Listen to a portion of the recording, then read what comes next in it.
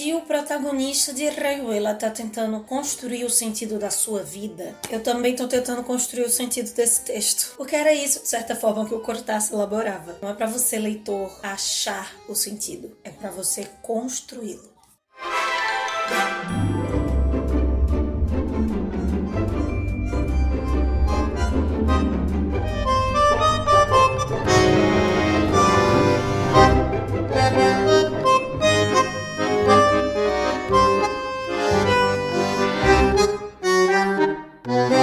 O que temos para hoje, Sanchos e Dulcineias? Eu sou a Larissa Bertolino, você está no canal Uma Garota Quixotesca, onde nós tratamos de literatura, sempre partindo de pressupostos, ideias, temáticas, personagens que saiam do nosso queridíssimo Dom Quixote de La Mancha. E mais especificamente, você se encontra no episódio de número 2 da jornada de leitura conjunta Rayuela, ou Jogo da Amarelinha. Nestes 3 últimos meses de 2023, nós estaremos em 11 semanas lendo o texto mais icônico do argentino Julio Cortázar. Esse é o segundo episódio, ou seja, já lemos 20 capítulos semana passada. Nessa semana nós lemos 15 dentro da sequência do arco sugerido pelo próprio Cortázar, não é a ordem cronológica, tá? Nesta semana apareceram muitos novos personagens que até nos ajudam a ter uma compreensão melhor sobre a relação do Horácio Oliveira com La Maga. Só que antes de dissertar um pouquinho sobre eles, eu já coloco a pergunta para você. Vou tentar expressar no final desse vídeo que eu compreendi na minha leitura, mas de todos esses personagens, quem você acha que é Babs? É uma pessoa que significa o que, protagoniza o que, ficou um pouquinho solto, pelo menos no início dos capítulos. Eu precisei reler algumas partes para tentar compreender pelo menos o que eu acho que é esta persona.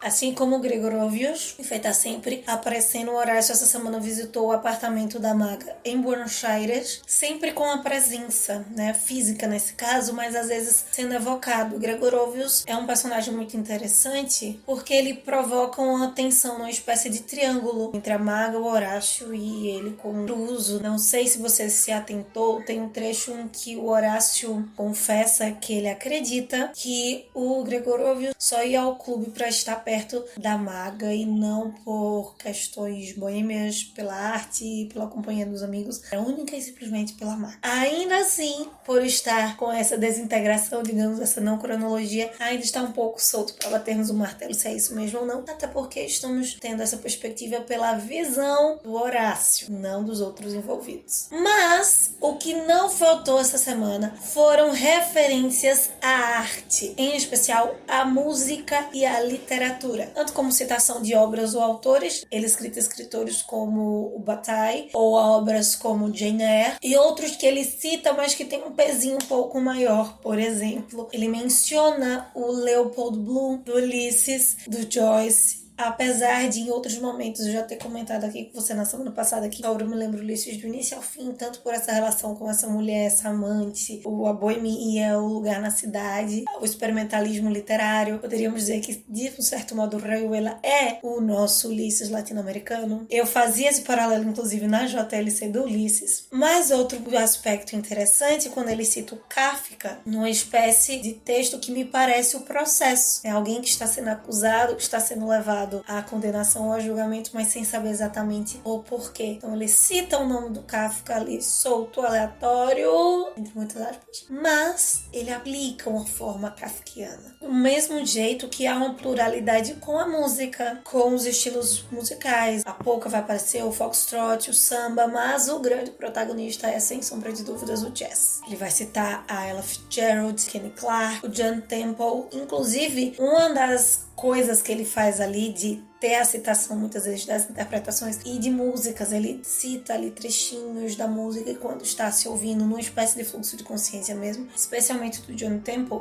eu coloco como sugestão aqui para você. Leia a Rayuela ouvindo jazz, ouvindo o blues dos anos 30 e 40. Claro, haverá momentos em que, se está no cenário parisiense, pegue musiquinhas tradicionais dos cafés parisienses. Quando tiver em Buenos Aires, vá pro tango, o lugar dele. Mas o blues 30 e 40 aqui é extremamente presente. Tanto da forma quanto pode estar também na sua leitura. Essa semana mesmo teve um trecho que ele colocou ali, um pedacinho da letra de Rolling Pit do Jim Reed. Eu ouvi bastante de fundo para poder reler a obra. E o jazz, ele será importante para uma construção antropofágica. O Oswald de Andrade vai falar do jazz. A Tropicália vai retomar o jazz aqui no Brasil como um lugar que cita uma cultura, uma literatura, uma forma específica, mas de um lugar que em teoria é marginalizado. O Cortázar não é negro, não é americano, mas ele é um autor que parte desse sentimento do blues no sentido de ser estrangeiro, não se reconhecer nesses determinados lugares, de estar exilado, né? O Horácio Oliveira está aparentemente exilado ali da sua terra. Essa evocação à melancolia, à tristeza que o blues tem, encaixa muito bem com esse não lugar dos personagens, dos protagonistas. Ao mesmo tempo que essa pluralidade de conceitos, de melodias, de músicas, não só com jazz, mas todas as citações literárias e musicais que ele faz, contrasta ou se alinha, de certo modo, com esse vazio e essa despersonificação que o Horácio Oliveira vai passar. Uma outra arte que só foi citada assim, passou rápido, foi a fotografia. Não sei se você percebeu, ele menciona uma Kodak anos 20, que era uma máquina que fazia fotografias instantâneas já no início do século passado. O Cortázar menciona aqui fotografias ruins, que não está aí à toa. Cria um paralelismo, nesse momento o Oliveira tá com o Wong, extremamente bêbado, e essa fotografia instantânea ruim como uma percepção rápida e instantânea de um caos naquele momento. Não pode ser totalmente fotografado e limitado. Uma coisa que me chamou a atenção, a gente viu semana passada, mas essa semana ficou muito mais forte, são capítulos curtíssimos, né, onde o Cortázar aparentemente cita obras, textinhos diferentes e colocando referência. Alguns deles eu realmente achei. Outros eu acabei não pesquisando na hora, mas me passou a impressão se o Cortázar costura tudo mesmo, se ele cita coisas aqui de outros, ou ele cria referências externas. Como é o caso da Moreliana. Ele cita essa Moreliana, essa mulher escritora que a princípio nos remete um Molière francês, mas então nos aparece um Morelli, que é um escritor argentino existencialista e faz toda uma reinterpretação da Moreliana, porque o Morelli faz muito mais sentido nessa busca do Horácio, estando ele exilado, porque ele reflete sobre estar se desintegrando. Tem uma cena ali entre esses dois personagens similar à cena das formigas, icônica, que eu destaquei aqui quando conversamos sobre Derrento de Mis Manos, que é uma obra uruguaia do Mário Lebreiro, porque tem também esse momento de diálogo, de visão externa, de uma despersonificação, e exatamente atrás da figura do Morelli que o Julio Cortázar vai apresentar o cortacianismo, que é uma forma de questionar a realidade, só que ele faz isso gradualmente. Cada um dos personagens questiona a sua realidade de algum modo, ou forma um conjunto coletivo que poderá fazer esse questionamento. Por exemplo, o Wong, o amigo chinês que acompanha o Horácio em todos os lugares, tem muito esse papel de reforçar o estrangeiro, o distante, às vezes fazer com que o Horácio se identifique muito mais com ele do que com os outros ocidentais. A Babs, que finalmente eu entendi, depois de ler, reler, juntar todas as citações dela essa semana, é uma jovem excêntrica e efervescente.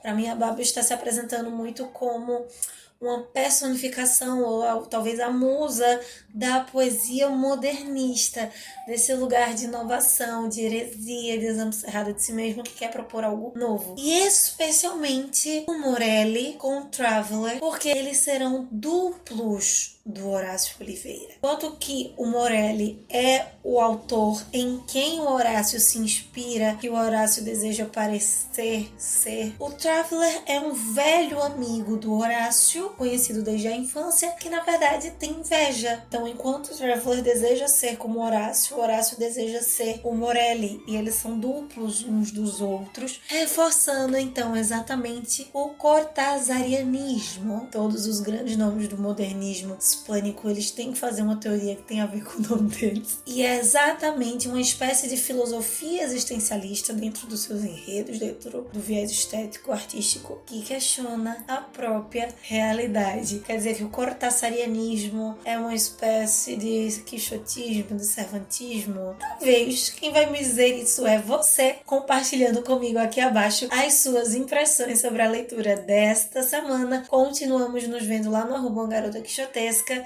para reorganizar os atrasos. Enquanto isso, que possamos sair da biblioteca e ver muito além dos moinhos de vento.